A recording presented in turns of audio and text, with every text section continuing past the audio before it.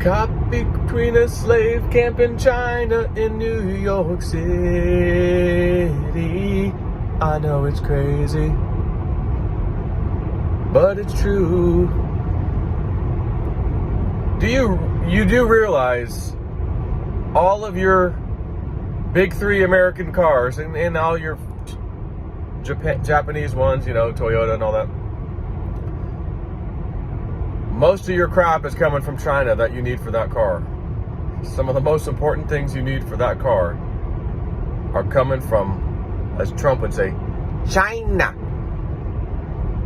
In some slave camp somewhere. It's kind of the equivalent of you guys, oh, Tesla's batteries are slave camps in China and lithium. It's kind of the argument of people using Bitcoin. Oh, it's used for drug smuggling and illicit activities. Bitcoin is bad. What do people normally use to do illicit activities and drugs on a scale far more unimaginable than Bitcoin? Oh, US dollars.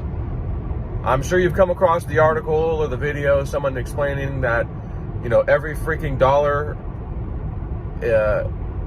different, well, not necessarily dollars, $5, $20, whatever bills, have, you know, trace amounts of drugs on them. Like, almost every freaking one of them has trace amounts of drug use, you know, snorting and handling, back and forth, drug deals, got stuff on their hands, all that stuff. It's the same argument.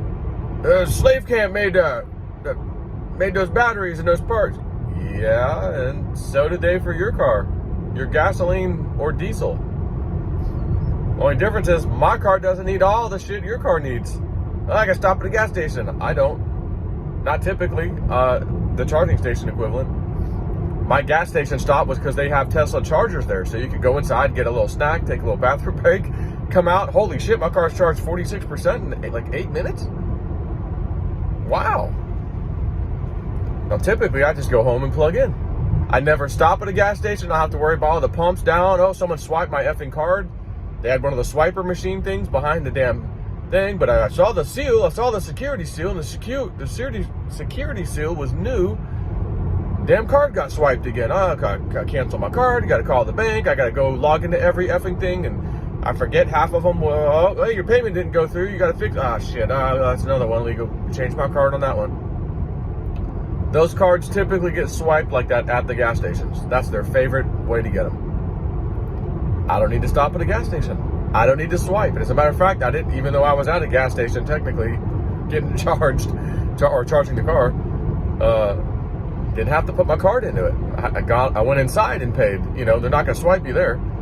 So, you know, I have no maintenance. I don't do oil changes. I don't have to do tune-ups. I don't have any issues. I've had zero. I've had this car since 2021. I've had no issues with this car. There's no recalls. There's nothing. I think the right rear tail light had to be replaced because when I would go through a car wash, it would have a little water in it. I noticed that started happening. And they sent a tech to my house. Yep, we'll get that taken care of. Boom. Got it. And they had to reschedule one time. I forgot what the reason was, but it was like a week later. Not a big deal. And if I recall, anyways, I knew it was a little delay for some reason. Something had to be rescheduled. But anyways, came out right to my house. Here you go, sir. Under warranty. Have a nice day. You know, the batteries and motors have one may have an 8-year, one may have a 10-year warranty. I forget what it is. And there's even an extended thing you can do, I think.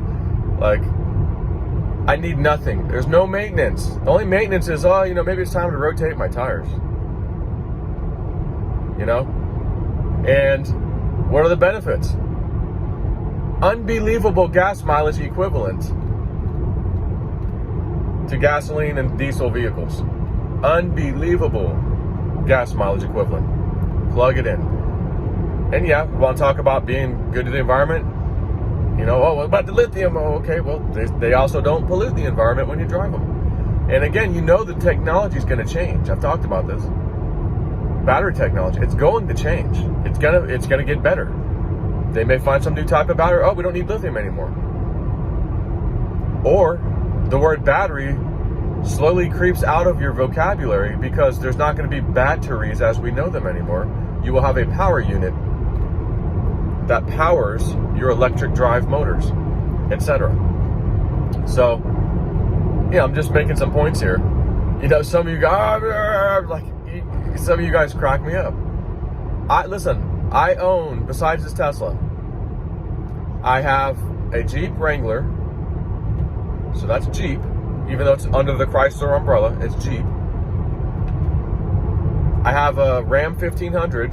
Again, another Chrysler product, but it's Ram. It's their own division. Same thing. Eco Diesel.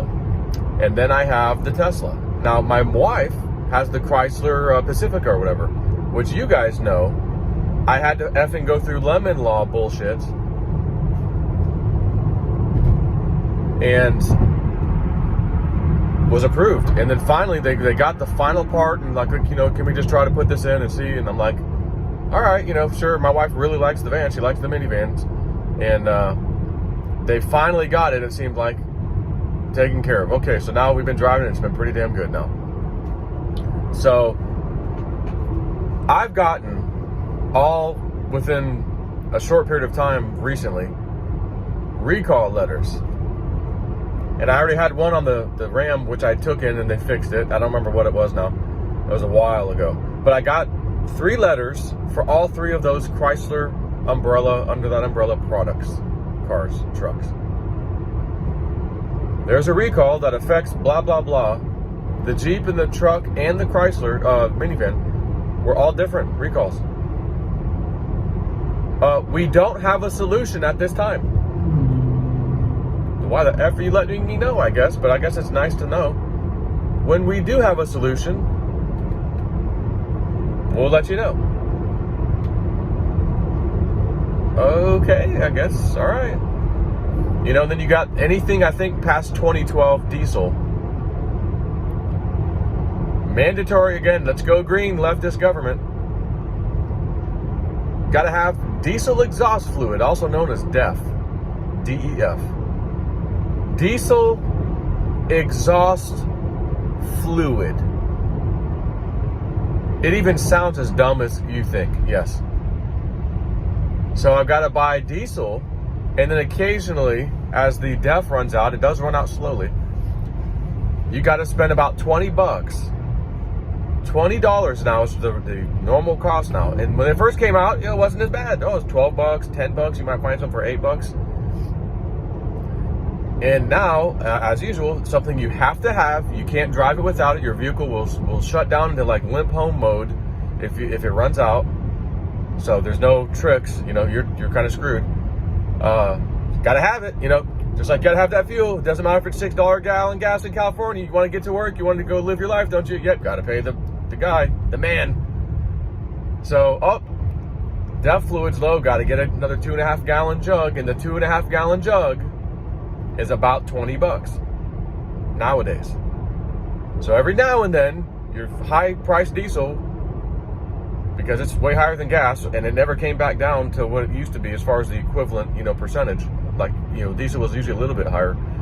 Now it's pretty, you know, a lot higher than gas is, which I don't understand what the difference is now, because if the prices of fuel comes down, they should both kind of come down in tandem, and not with this kind of a gap that we're not used to seeing, where diesel's quite a bit higher than the gas price.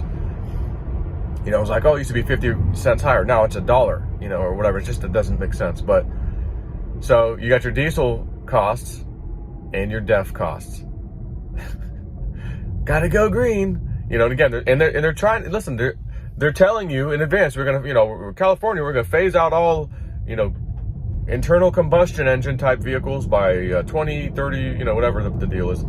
That's their plan. But you know, again, if we did use, you know, when I say internal combustion engine, I'm just talking gas or diesel, we could still use those. You remember the old hydrogen powered car, Stanley Myers, and or Stanley Meyer, and they killed him when he wouldn't take the money to sell him his whole patents and stuff, because they were just going to bury it. And by the way, there's something called, and you can find these videos on YouTube. And where I was going with that, though, the hydrogen, there's no real pollution coming out of the tailpipe. I think it converted back to water and it dripped water out. But it was in a gaseous form, right? So it's hydrogen. So,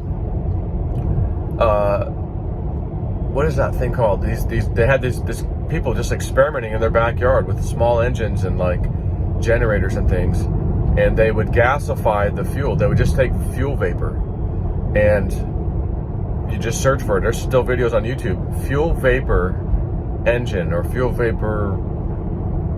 Yeah, just type like fuel vapor engine or fuel vapor generator, something like that, and you'll find some of these videos. You have to understand something. Gasoline is a liquid. It's not the liquid that is combustible and flammable. It's the fumes. But once ignited, now you've got this heat source that is cooking the shit out of the gasoline and producing more fumes, and it just, for all intents and purposes, it looks like, the gasoline's on fire and, it's burning out of control. So in your car, we have catalytic converters and all this emissions bullshit to keep our emissions down. And if you've ever been behind a car, and I have plenty of times, we used to do it. I had this old Mustang, 1989 GT Mustang 5.0. And of course, young kid, I'm going to make it fast and modify it, put all this shit on it, superchargers and, all that. And, well, take your catalytic converters off. Take the cats off. More power. But you can smell a different smell even inside the car as you're driving, and it just comes up all over the place, even though the tailpipes are off the back. And it's that raw fuel smell. Well, wait a minute. How can it be raw fuel? I'm combusting it in the engine. It doesn't make sense. Well, you're combusting the fumes. Whatever fumes that little amount of fuel that's in each cylinder can produce is what's combusting or squirting through your fuel injectors or whatever. So these fuel vapor engines, they're just sucking like they put the gas in some type of a can or container, canister or glass jar. One of them I think had a large glass jar. It was like a giant pickle jar or some shit. And they just put the lid on it, put a little hose in there just to suck the vapor out. It never got to the liquid fuel. And I'm talking just regular gas. And then they hooked it up to a car on one of them, and I think they had a different similar setup on a little generator. And I think things sat there and ran. And the guy that was talking was saying, just based on his calculations of how long this thing ran on the ground, and I think he had a load on it, so he knew how long it would last with gas. Like a gallon of gas is all this thing could hold. And the thing ran for a stupid long time. And he said, this is the equivalent. If we would do fuel vapor cars, you wouldn't really have much emission at all, if any, because it's immediately it explodes and turns into flames inside the cylinder engine, so to speak, when that spark hits it, and it pretty much uses all of that fuel vapor. It doesn't have any liquid left over because it just smoked it. So it's highly efficient, like the hydrogen car. Hydrogen gas wasn't hydrogen liquid. Hydrogen gas in a gaseous form is what I mean. Stanley Meyer. So think about that for a second. And then we go to these generators. And when I say generator, I mean like a generator you'd hook up to your house in an emergency. Like a little 2500 unit or a 4000 watt. That's what I'm talking about. Because they're easier, they're carbureted. You could easily hook an additional hose to it and kind of, screw around and mess with it.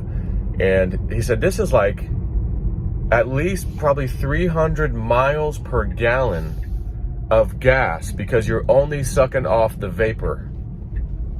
And vapor is evaporating. So essentially your gas is evaporating, right? And it happens immediately. As soon as you pour gas into something, a gas canister, you smell it, you can see it. If the sun's out, you see the little vaporization happening or whatever.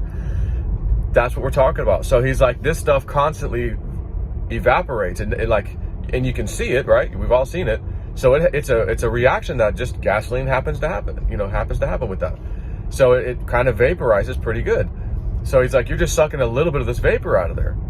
And depending on the size of the engine, you would just simply say, I need a bigger canister to hold this amount of fuel for this size car so that it can produce the appropriate amount of vapor, and then of course the car, you would have electronics that could adjust, like a fuel injector, a vapor injector, so to speak, that could give you a little bit more vapor because you're going a little faster, a little bit less vapor because you're slowing down, And these guys are like, I'm using stuff I can get at a hardware store. I don't have the tools and capability to do it right, but it still works. Look at this. And gas companies have known about this. The oil companies have known about this for a long, long time. So at the end of the day, your effing gas cars, your diesels, all of this bullshit has had the technology to already go green. But they want you paying $6 effing at the gas pump to keep that thing going and keep sucking off you like the vampire mosquito bat that they are. So imagine if that's all the change that happened. We don't even need the batteries anymore. But again, you're going to go back to the internal combustion engine. There's all these moving parts. They don't last as long as an electric motor. Things will break. You got to be rebuilt. You're still going to have to do your oil change. You're still going to have to change the spark plugs and the air filter. There's all this stuff that still goes with it, but it would have been a lot better. So again, I think that the solution is, honestly, a newer technology coming out that's going to even replace batteries as we know them. And that's, again, it's probably Trump already knows about it. Like, he gave that speech. We're going to be doing all this incredible technology. The world's going to be buying from us. We're going to be exporting all this stuff. And he's not telling you exactly what, but he did mention the VTOLs, right? Vertical takeoff and landing aircraft, which is like a manned drone, essentially. That sort of a thing. And, he's telling you, when I'm back in office, we're going to handle business. So, Elon Musk is a big part of this. I'm sure you've seen that by now. He's part of Team Good Guy, we all found out. He took over Twitter. He exposed everything, right? So he's part of this. He's part of Team Trump. And if he's part of Team Trump, and he's this big guy in the electric vehicle world, the biggest one, is he just going to go by the wayside? Okay, lithium's done, we're stopping, and there's no new technology coming. Nice try, Elon. See you later. Nope, we've got again, the technology could be sitting there, ready to go. It's been there for freaking decades even. We need the right person to get us off these vampire bat-sucking bastards, the deep state, and all their effing club members that own all these giant corporations that force us. Got to keep coming back, got to keep paying, right? Your gas bill is simply, a recurring payment. Your gas bill, just like your electric bill, it's a recurring payment. And that's how they want it. We want money to just keep flowing. We don't just buy something that you get to keep and use until it dies in the future. Then you can buy another one. No. We want this model of it lasts just a little bit. You got to come back and get another one. Lasts just a little bit. Come back and get another one. That's the Chinese model. We're going to make you something that just barely works. And then it's going to break really fast. And you're going to have to buy another one. Speaking of which, we just had a garbage disposal put in not even a year ago, maybe 8 months ago. Never, and we never really used a garbage disposal. My first house didn't have one. I don't know if the second house we rented had one, but we just typically never had one. Oh, we'll get one. All right, cool. So we get one installed. My wife's like, hey, the dishwasher quit working. I'm not sure what's wrong. We tripped a breaker. Let me go flip the breaker. Dishwasher comes on fine. I noticed the disposal's plugged into the same outlet. Okay. As I open the door, to get under there, it smells like electrical, something burned up. There's only one thing down here. And that's the disposal. So I click the button on top, and it's just, I think it went through, made one little noise, and that was it. And I go, oh, so that's what smoked, tripped the breaker. Where do you think that disposal was made? China. Now, this one is under warranty, so I'm able to get it replaced. But again, let's make it just long enough so that right when you're out of warranty, it starts breaking, just like your effing big three cars, the big three automakers in America. I got a whatever mile warranty. And then just when you get, just past the warranty, shit, this big thing broke. Isn't it amazing that they just know? Of course they know, because they know when their shit's going to break. And they want to tell you about this big warranty that's, you'll probably never need it. And, just passed it. Sorry about that, sir. You're not under warranty anymore. You missed it by a couple of, 2,000 miles. Yeah, sorry about that. And again, so we want technology. We want stuff that lasts. And the Teslas, again, there's been people who took these things hundreds of thousands of miles and had to have the electric motor replaced, 250,000 miles, and, got the newer one, which was, better. And because the technology changed a little bit, Elon, and got even further their next time, before they needed to get a replacement. So, and this was like, the earlier Tesla. So, now again, he's got this new technology going into these motors. It just, gets better. They're more efficient. Same battery pack. Oh, we found a way to get 15% more efficiency out of the motors. So anyways, I'm just telling you, there's slave labor in everything. And don't knock it until you try it. Listen, my old boss, when I was a mechanic, texted me this morning. He goes, "Hey, I saw your video. These people, they just don't get it." He goes, the slave labor. He's like, the slave labor. He goes, "Don't they know where their parts come from on all cars? Slave labor infested China." I'm like, "Yeah, I know." I'm like, we don't need all this stuff. I was telling him about the other big three, Chrysler vehicles I have that all need a effing something because they got the letters in the mail. We don't have a fix yet, but we'll let you know when we do. Oh, wonderful. We're beyond that in society. You guys have been car manufacturer for how long? There shouldn't be any recalls anymore. You know what I mean? Like, the Ram 1500 is not exactly a new thing. The Jeep effing Wrangler is not exactly a new effing thing. Why are there China? Probably some issue with a China component. I'm buying an American car. Are you? I'm buying an American car that had all their parts made in China. Well, hot damn, good for you. Because my Tesla is also made in America, and guess what? They had a microchip problem, that was made in China.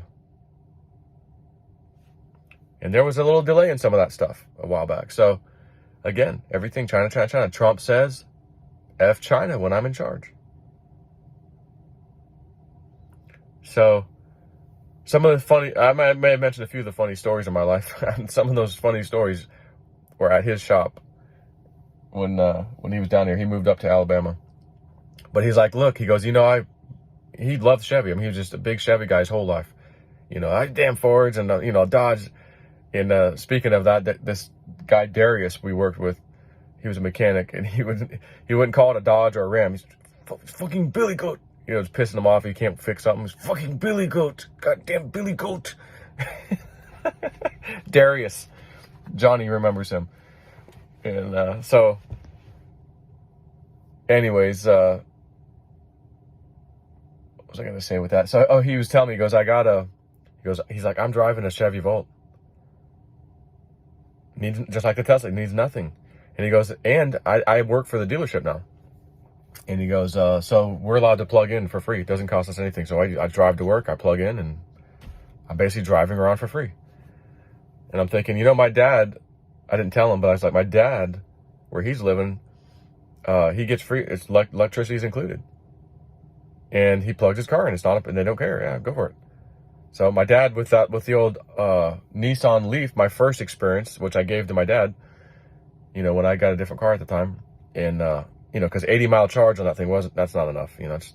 That's jabroni level. You need something that can go 200 something, 300 miles on a charge. But he loves the car. He plugs in. It needs nothing. He's like, you know how long I've had the car? I go, yeah, you've had this thing for years. He goes, I've only had to put, I think, a couple tires on the car. And it was because, I ran over a freaking nail or something. He's like, I had to do nothing. And then one day he calls me, I'm having trouble. My car won't start. And I go over there. I go, Dad, Jesus Christ, the battery's like, 7 years old. The regular little battery, it's got a 12-volt battery in there.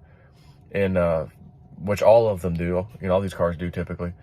And for the accessories and such. So I'm like, I think your battery's toast. So I kind of looked up online. Yeah, that's looking like it. So let's go get a battery.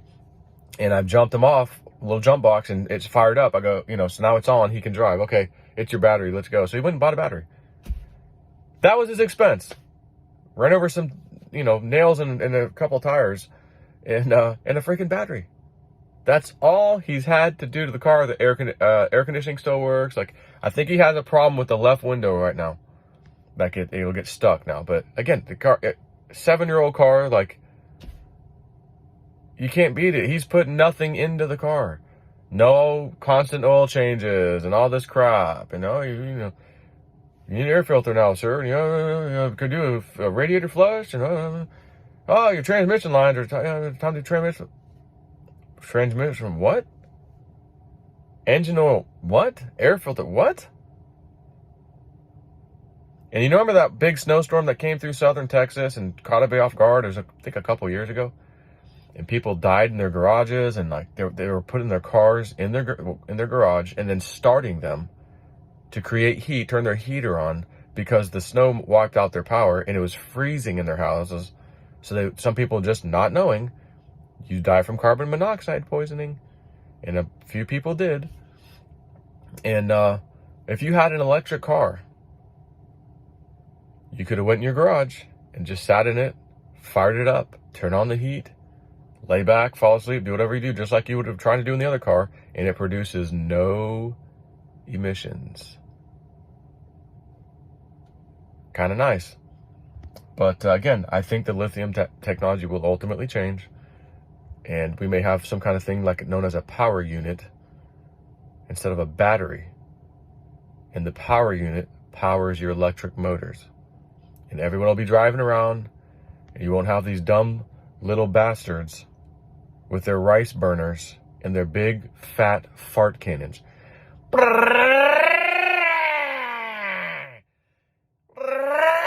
Like, shut up. That doesn't sound cool. It doesn't sound tough. When we had those V8, the Mustangs and the Camaros and all that stuff, you put an exhaust, a little aftermarket exhaust, that effing thing sounded tough. But even having said that, there are people that have those cars now with the big loud exhaust systems, and they sound tough, but they're effing loud as shit too. You drive in these cars, and it's nice, it's peaceful, it's quiet. You just hear a little bit of road noise from the tires, and it's just nice. You're at peace, everything's good. Again, the self-driving technology is getting next level all the time, and you start to hate going back and driving these other vehicles after you've driven these electric vehicles, and you kind of get used to, like, okay, this is how this thing kind of works, okay. But don't knock it till you try it, friends. And I was gonna get ready to head back to the Mosquito helicopter factory, and they're like, oh, because they make single seat helicopters over there, and I'm like, a couple of people, oh, you're leaving? Yeah, we were hoping we could go for a ride. And are you coming back tomorrow? And it was Friday, so I go, no, Saturday I gotta go to the Bitcoin Bend meetup and grand opening. And I go, they're like, well, we're here Saturday and Sunday. I go, well, maybe I'll come back Sunday, because you can't give people a ride in a single seat, and there's gonna be a bunch of people there. And I thought, yeah, I'll bring my Schweitzer. I could seat 3 people totally, so I could bring 2 people plus me, and just go for a little spin around the area. Give people a nice, fun ride. So, unfortunately, we've got a little misty cloud layer, if you will, really low, a few hundred feet up. We are not in VFR conditions. We are in IFR conditions, and I am not IFR certified, and my helicopter does not even have all of the IFR needed avionics and gauges. Having said that, it has enough that if I got in trouble, I wouldn't be scared that I'm gonna crash. But that doesn't mean you can go fly. So I'm just kind of sitting here waiting to see if it'll burn off, and I get my sorry butt on the road above the road, and fly out of here. But it's not looking too Smurfy at the moment. So just figured I'd finish the video, keep talking for a little bit, but I think I've said enough. Caught between a slave labor camp in China and New York City. I know it's crazy, but it's true. It is. It's true for you and me, no matter what you're driving. Take care.